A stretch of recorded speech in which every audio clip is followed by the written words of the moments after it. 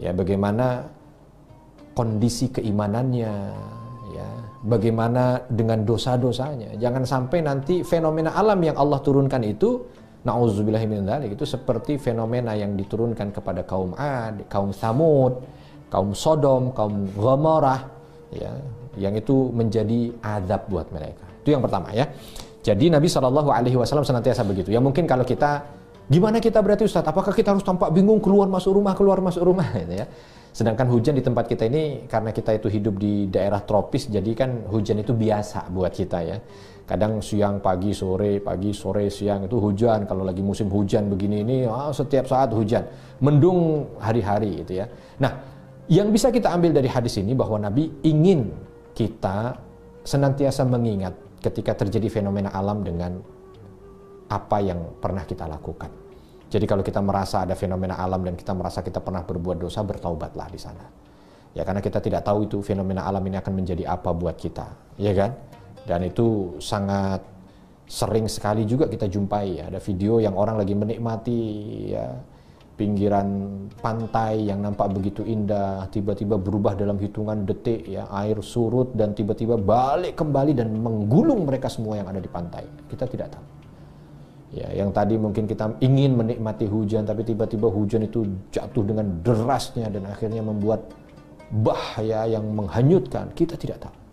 Ya, semua kita tidak tahu. Maka ketika fenomena alam itu terjadi, yang harus diingat adalah dosa-dosa kita dan kita segera bertaubat kepada Allah Subhanahu wa taala. Berikutnya Nabi SAW ketika hujan turun maka beliau bersyukur. Ya, kan tadi mendung kok nampak berubah wajah beliau, tapi ketika turun hujan beliau bersyukur. Ya, karena akhirnya kita tahu bahwa ini adalah nikmat, gitu. Bukan batu yang turun, bukan petir yang ada, gitu. Tapi hujan. Makanya beliau berdoa, Allahumma sayyiban nafi'a. Itu sunnahnya nih. Allahumma sayyiban nafi'a. Ya Allah, jadikanlah hujan ini hujan yang penuh manfaat. Nah, ini bagi yang teman-teman terkadang hujan ini menimbulkan banjir gitu, ya. Ini doa ini harus dilazimkan itu. Ya Allah, jadikanlah ini hujan yang manfaat, hujan yang manfaat, hujan yang manfaat, ya. Sehingga hujan yang turun itu bisa mendatangkan manfaat, bukan mendatangkan madorot gitu, ya, bukan mendatangkan keburukan, ya. Yang ada adalah kebaikan. Maka itu yang diucapkan oleh Nabi. Ada perbedaan memang kalau teman-teman pernah merasakan mendung sampai hujan di Jazirah Arab dengan di tempat kita, ya. Kalau di tempat kita ini panas seketika mendung, seketika hujan, cepat gitu, ya. Nah, kalau di Jazirah Arab tidak begitu, ya. Itu proses mendungnya itu aja lama sekali. Ya, proses mendungnya itu lama gitu. Jadi nggak ada istilah kalau bahasa kita jemur kehujanan, mungkin kalau di sana nggak ada, ya. Karena mendungnya itu lama, gitu. Udah cukup lah untuk mengangkatin jemuran, gitu. Kalau di tempat kita kan tiba-tiba wus langsung hujan, ya. Kadang-kadang mendungnya hanya sebentar. Nah, kalau di sana tidak. Nah, ketika hujan, selama hujan itu doa, Allahumma sayyiban nafi'a, Allahumma sayyiban nafi'a, Allahumma sayyiban nafi'a. Ya Allah, turunkanlah hujan yang penuh dengan manfaat, turunkanlah hujan yang penuh dengan manfaat. Di antara yang dilakukan juga oleh Nabi SAW adalah ketika turun hujan itu memperbanyak doa. Karena salah satu tempat yang mustajabah doa, ya, itu diantaranya adalah hina nuzulil matar, ya, ketika turun hujan. Maka kita disunahkan untuk memperbanyak doa itu. Apa?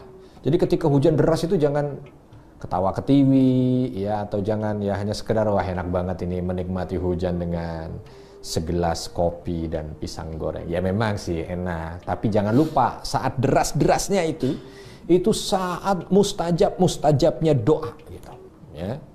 Di antara tempat mustajab doa itu inda nuzulil matar, saat hujan turun maka perbanyak doa. Hujan deras doa ya Allah, hujan deras doa ya Allah, ya Allah, terus minta kepada Allah. Ya, bisa jadi ada beberapa hajat dari kita yang belum terkabul itu nanti akan dikabulkan doa itu saat hujan itu. Nah, ini rahmat juga buat kita yang tinggal di Indonesia, ya. Karena Indonesia ini kan kalau lagi musim hujan, Masya Allah panjang sekali waktu hujannya. Bahkan kadang-kadang pagi hujan, sore hujan, siang hujan. Ya. Tuh, ya. Jadi doa, perbanyak doa. Kalau lagi di rumah doa, lagi di jalan gimana? Ya udah doa. Ya, lagi nyupir doa, bahkan lagi kehujanan pun doa. Ya. Jangan mencela, tapi doa. Doa terus, ya Allah, apa gitu. Siapa tahu justru malah segala hajat kita itu dikabulkan. Ya. Nah berikutnya yang tidak boleh, kalau tadi disunahkan doa, kita tidak diperbolehkan mencela hujan. Jangan mencela. Nabi tidak pernah mencela hujan.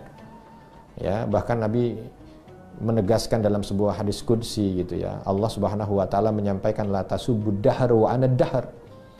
Ya, jangan kau celak zaman masa karena aku adalah masa. Artinya jangan kau celak apa yang Allah takdirkan gitu. Karena akulah penentu takdir. Jadi jangan kita mencelak hujan. Aduh, hujan lagi dasar. Jangan keluar kalimat-kalimat buruk. Apalagi kalau keluar kalimat buruknya itu saat hujan deras. Ya.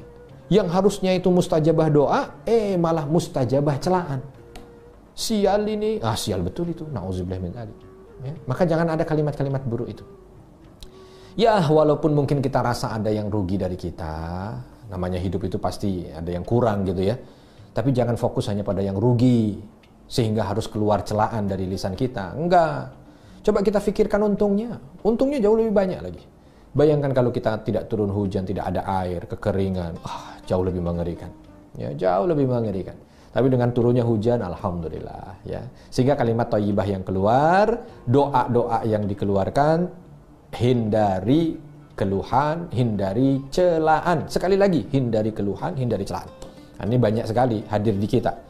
Ya, banyak sekali hadir di kita yang memang anugerah hujan itu Allah berikan berlimpah pada kita. Mungkin beda kalau kondisi daerahnya yang jarang hujan ya. Jadi kayaknya sih mustahil mereka mencela hujan. Kenapa? Karena memang hujan sesuatu yang diharapkan. Tapi di tempat kita yang mungkin hari-hari turun hujan jadi nggak kerasa kalau itu adalah nikmat yang luar biasa. Nah terkadang hanya karena ada sesuatu yang terganggu kita merasa ini ya. Contoh mau ada acara apa tiba-tiba hujan, langsung ini sial saya. Sial betulan itu nanti. Jangan begitu. Ya. Di antara yang dilakukan juga oleh Nabi Shallallahu Alaihi Wasallam adalah beliau ketika turun hujan itu beliau keluar dari rumahnya dan membuka sebahagian bajunya untuk merasakan curahan air hujan itu. Bahasa kita sekarang ini mandi hujan. Gitu. Ya ini sunnah nih. Ketika ditanya oleh para sahabat, ya Rasulullah, kenapa harus seperti ini? Kenapa harus sampai seperti ini? Kok kita harus keluar mandi hujan gitu? Maka Nabi Shallallahu Alaihi Wasallam menyampaikan pada kita bahwa hujan ini hadithu ahdin bi rabbih. Hujan ini makhluk yang baru saja Allah ciptakan gitu. Ya. Nah makhluk yang baru diciptakan ini biasanya bawa berkah gitu, banyak bawa berkah.